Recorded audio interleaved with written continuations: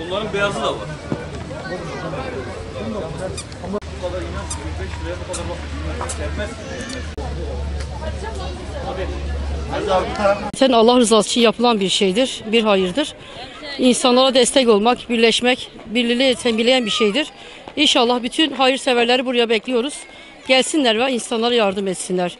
Gaye budur. Yoksa benim kermese gelmem de Allah rızası için ve harçladığım her paranın tekrar bana Allah rızası için geri döneceğini bildiğim için buraya geliyorum. İnşallah herkes de gelir. Kermesimiz Allah rızası için yapılıyor. Öğrencilere, durumu olmayan fakir kardeşlerimize birlik için, birlik ve düzen için, barış için İhlas Derneğimiz yardımcı oluyor bize.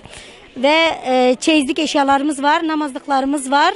Çocuk reyonunda çocuk eşyalı kıyafetlerimiz var.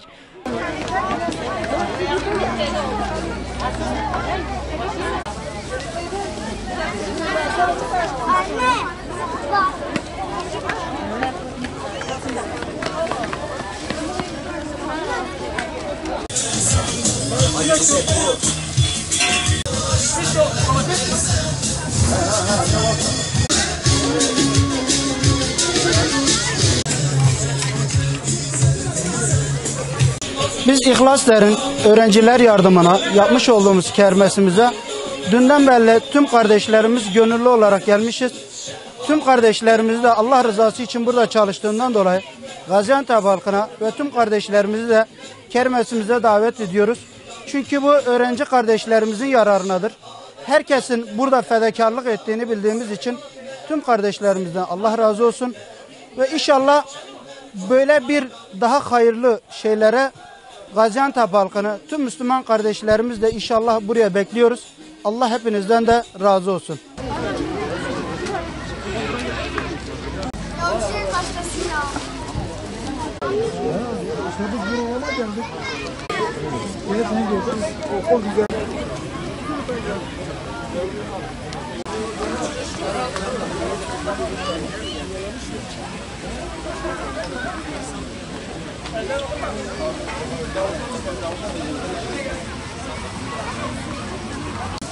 Koy parça nerede?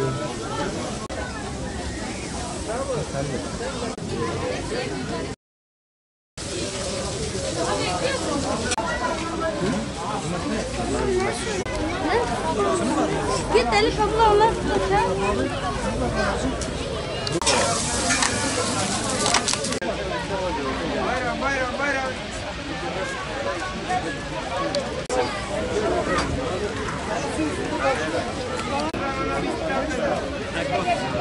Gaziantep İhlas İlim Kültürü ve Yardımlaşma Derneği olarak fakir öğrenciler yararına düzenlemiş olduğumuz kermesimiz 2 Mayıs, 3 ve 4 Mayıs tarihleri arasında gerçekleşiyor. Kermesimizde reyon olarak satışlarımız elbise, giyim, yemek çeşitlerimiz, yöresel yemek çeşitlerimiz, yine aynı şekilde züccaciye, kırtasiye ve içecekler, soğuk meşrubiyat olarak çeşitlerimiz bulunmakta.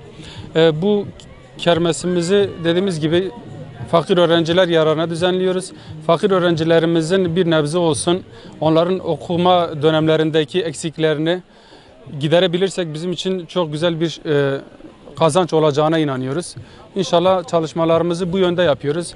Tabii yani yardımlaşma derneği olduğumuzdan dolayı öncelikle bu gibi çalışmalarda biz öğrenci kesimi ön planda tutuyoruz ki gelecek nesillerimizin ilimli, kültürlü ve bilinçli nesillerden meydana gelmesi için okuyan nesle çok ihtiyacımız var. Okuyan ve bilinçli nesle çok ihtiyacımız var. Okuduğunu bilen, anlayan ve okuduğunu hayatını renklendirmek için, hayatını manalandırmak için okuyan öğrencilere yönelik biz çalışmalarımızı yapıyoruz.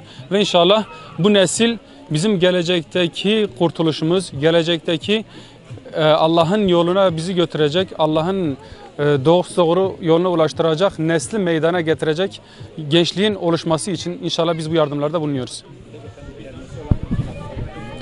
Kermesimiz tabii hani duyarlı bütün vatandaşlarımız ilgi gösteriyorlar. Yani biz bundan sürekli memnunuz.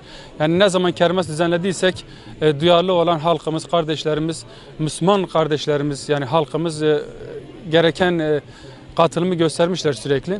Yani inanıyoruz ki biz Allah için yaptığımız her işimizde gerek kermes olsun gerek yani başka çalışmalarımız olsun bu çalışmalarımızda biz halkın ilgisini, teveccühünü her zaman görmüşüzdür ve inşallah bunların da devamını geleceğini ümit ediyoruz. Çünkü halkımızda hiçbir zaman böyle şeylere karşı bir ilgisizlik olmamış, bir lakaytsızlık olmamış.